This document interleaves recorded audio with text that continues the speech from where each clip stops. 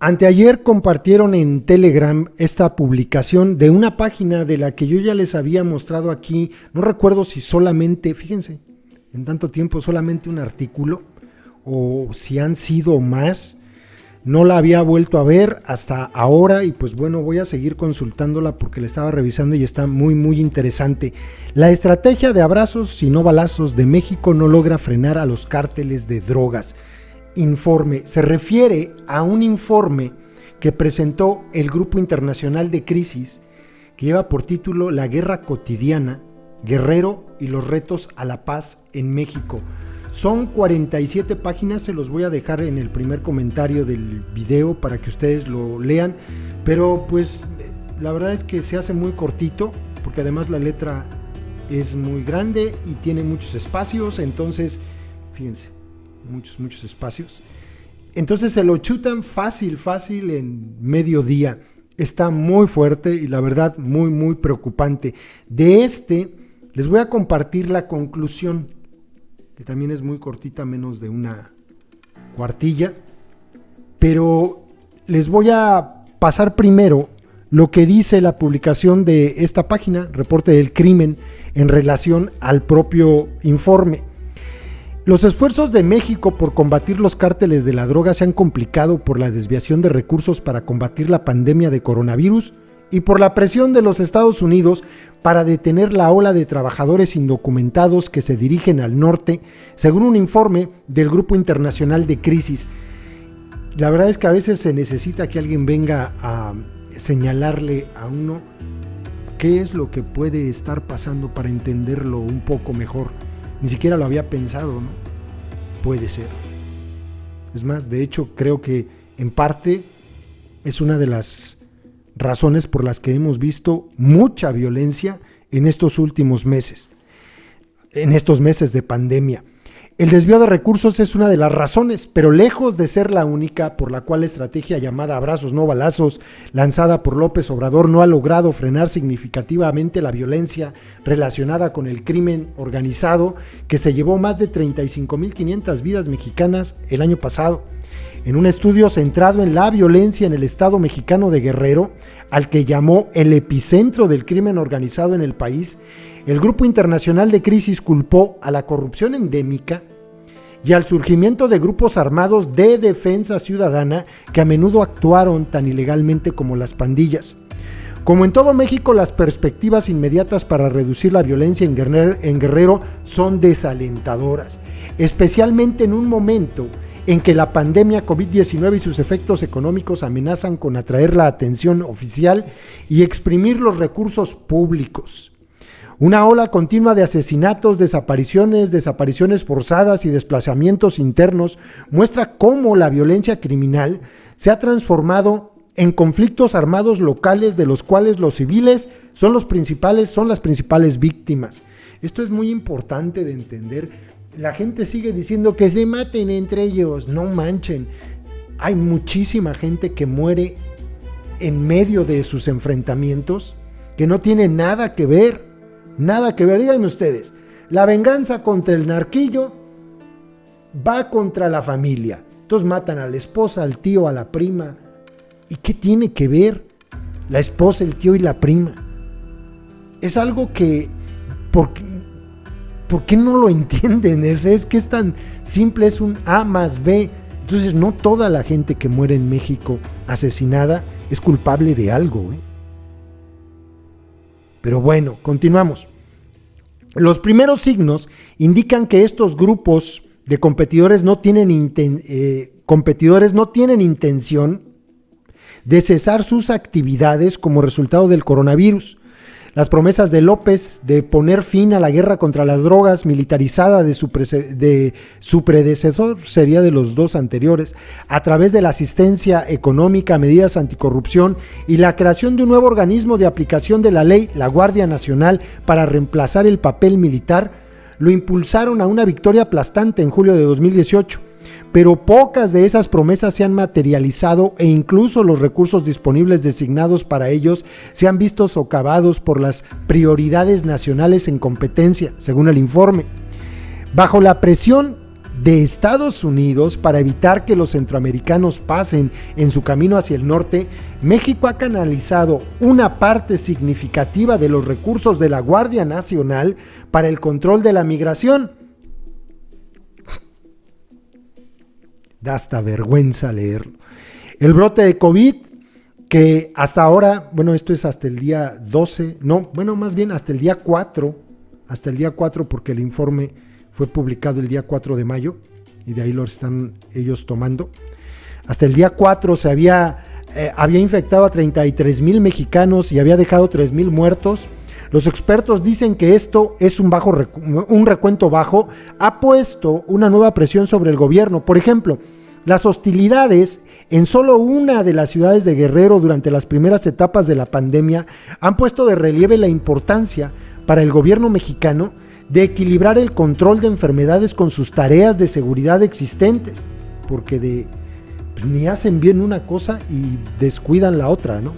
Los autores del estudio describieron Guerrero, un enclave de la montaña en la costa del Pacífico, como un ejemplo de lo peor de lo que podría ser la colusión entre criminales y fuerzas de seguridad, y un indicador de cómo evolucionará, y esto es lo grave, el crimen en otras partes del país si las medidas gubernamentales contra la delincuencia siguen siendo débiles e ineficaces.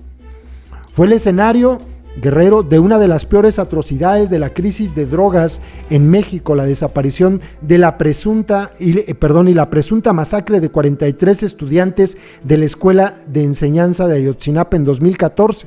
Guerrero es también el hogar de la popular ciudad histórica internacional de Acapulco, que ha sido tan profundamente envuelta por la corrupción que tuvo que disolver la fuerza policial, la policía municipal, ¿no?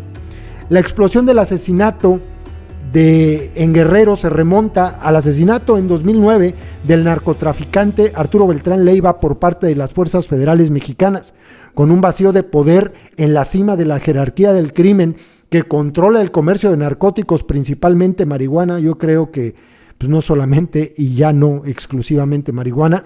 El Estado pronto estalló en una competencia mortal por la influencia entre docenas de grupos más pequeños.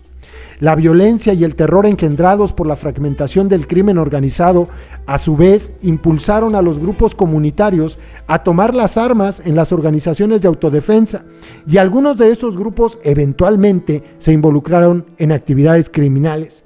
Un grupo conocido por su acrónimo FUPSEC ahora opera en 762 comunidades en el estado y comprende más de 10,000 miembros. Un líder del FUPSEC, dijo que había sido un exitoso agricultor de tomates antes de tomar las armas, lo que sostuvo que personalmente había encontrado desagradable. ¿Crees que elegí estar en un lugar como este, durmiendo en la tierra y comiendo frijoles y huevo todo el tiempo?, le dijo a un miembro del equipo del Grupo Internacional de Crisis. Por supuesto que no. ¿Y crees que quiero tener que enseñar a estos hombres, a sus sicarios pues, a matar? Yo no, pero no es por elección, es algo que he tenido que hacer. El equipo del Grupo Internacional de Crisis dijo que era poco probable que el gobierno mexicano pudiera hacer más que mella en la violencia criminal que asola al país.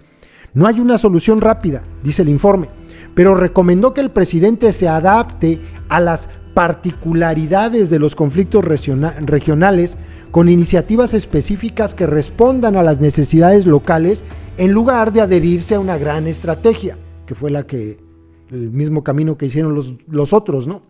Las iniciativas deberían centrarse en prevenir las violaciones de los derechos humanos y poner fin a la impunidad para los funcionarios del gobierno y la policía vinculados a la corrupción y proporcionar recursos y protección a las organizaciones de víctimas.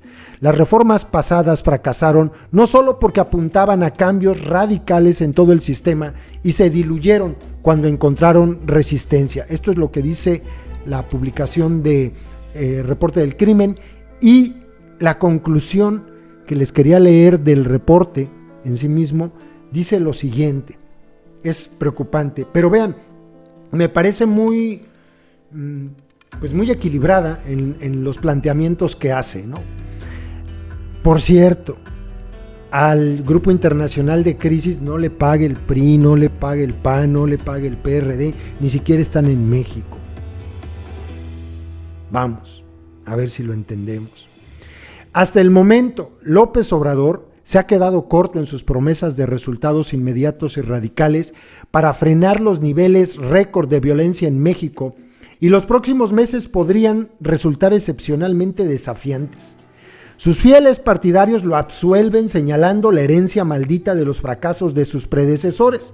No están del todo equivocados. Los problemas de seguridad de México, con sus causas subyacentes de debilidad estatal, corrupción y colusión entre funcionarios y delincuentes, tienen raíces muy profundas, como para lograr una solución rápida. Tampoco se equivocan los partidarios del presidente al desear abordar el desempleo y la pobreza o al distanciarse, aunque de manera inconsistente, del enfoque de mano dura defendido por sus gobiernos, por gobiernos anteriores. Pero el nuevo enfoque es simplista a la luz de las complejidades de la violencia del país, y el gobierno señala a sus críticos como enemigos políticos y reaccionarios de derecha. Así de simple. Guerrero ilustra cómo las nuevas políticas de López Obrador por sí solas resultan insuficientes para mitigar conflictos violentos. Como un referente de las tendencias delictivas en el país, el Estado produce noticias alarmantes, sobre todo en lo que respecta a la continua multiplicación de conflictos locales entre grupos criminales en constante fragmentación, el surgimiento de grupos de autodefensa, la voracidad de la mayoría de las organizaciones criminales y el nivel de complicidad de las autoridades. Pues sí, ¿no?